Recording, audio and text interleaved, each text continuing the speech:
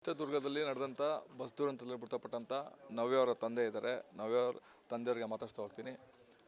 ಯಾವಾಗ ನಿಮ್ಮ ಕಡೆದಾಗಿ ನವ್ಯ ಅವರು ಫೋನ್ ಮಾಡಿದ್ರು, ಮಾತಾಡ್ಸಿದ್ರು ಅಥವಾ ಮನೆಗೆ ಬಂದಿದ್ರು? ಸರ್, ಹೋದ ಭಾನುವಾರ ಶನಿವಾರ ಭಾನುವಾರ ಊರಲ್ಲೇ ಇದ್ದರು ಸರ್. ಸೋಮವಾರ ಬೆಂಗಳೂರಿಗೆ ಹೋಗಿದ್ದು. ಬೆಂಗಳೂರಲ್ಲಿ 2 ದಿವಸ ಡ್ಯೂಟಿ ಮಾಡಿ ನಿನ್ನೆ 24ನೇ ತಾರೀಕು ರಾತ್ರಿ ಅವರು ಮುರುಡೇಶ್ವರಕ್ಕೆ ಹೊರಟಿದ್ರು ಬಸ್ಸಲ್ಲಿ. 8:25ಕ್ಕೆ ಬಸ್ ಹತ್ತಿ 8:45 ಗಂಟೆ ಫೋನಲ್ಲಿ ಮಾತಾಡಿದ್ರು ಸರ್. ಅದೇ ಲಾಸ್ಟು.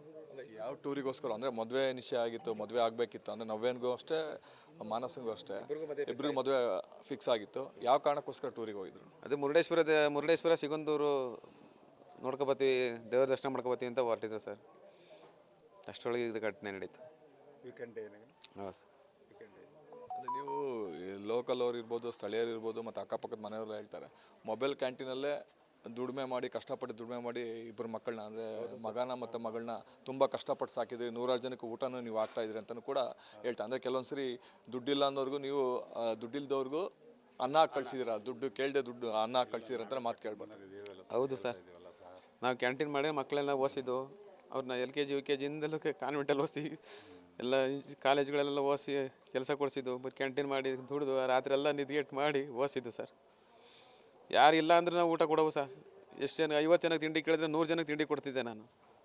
ಯಾರೇ ಅಂದಾನ ಮಾಡ್ತೀನಿ ಅಂದರೆ ಎಲ್ಲ ನಾನೇ ಇದು ಮಾಡಿಕೊಡ್ತಿದ್ದೆ. ಚಾರ್ಜ್ ತಗೊಳ್ದಂಗೆ ಮಾಡಿಕೊಡ್ತಿದ್ದೆ, ಎಲ್ಲ ಮಾಡಿಕೊಡ್ತಿದ್ದೆ ಸರ್. ದೇವ್ರು ನಮಗೆ ಮೋಸ ಮಾಡಿದೆ. ಪತ್ತೆ ಆಯಿತಾ? ಪತ್ತೆ ಮಾಡೋಕ್ಕಾಗಿಲ್ಲ ಸರ್. ಅದು ಸುಡುಕ ಕರ್ಕಲ ಇರೋದ್ರಿಂದ DNA ಟೆಸ್ಟ್ಗೆ ಹೋಗಿದೆ. ಅದು ಬಂದಮೇಲೆ ಗೊತ್ತಾಗುತ್ತೆ. ಇದಿಷ್ಟು ನವ್ಯ ಅವರ ತಂದೆ ಮಂಜುನಾಥ್ ಅವ್ರ ಮಾತು. ಅಂದರೆ ನಾನು ಸಾಕಷ್ಟು ಜನಕ್ಕೆ ಊಟ ಆಗ್ತಾ ಇದ್ದೆ, ದುಡ್ಡಿಲ್ಲ ಅಂದವರು ಕೂಡ ಬಂದರೆ ಅಕಸ್ಮಾತ್ ಊಟ ಆಗ್ತಾಯಿದೆ ಅಂದರೆ ನನಗೆ ದೇವ್ರು ಈ ಥರ ಮಾಡಿದ್ದಾರೆ ಅಂತ ಕಣ್ಣೀರಿಡ್ತಾ ಅಂತಿದೆ. ಕ್ಯಾಮ್ರಾಮನ್ ಪಾಯಿಂಟ್ ಜೊತೆ ಕಿರಣ್, ನ್ಯೂಸ್ ಫಸ್ಟ್, ಚನ್ನರಾಯಪಟ್ಟಣ.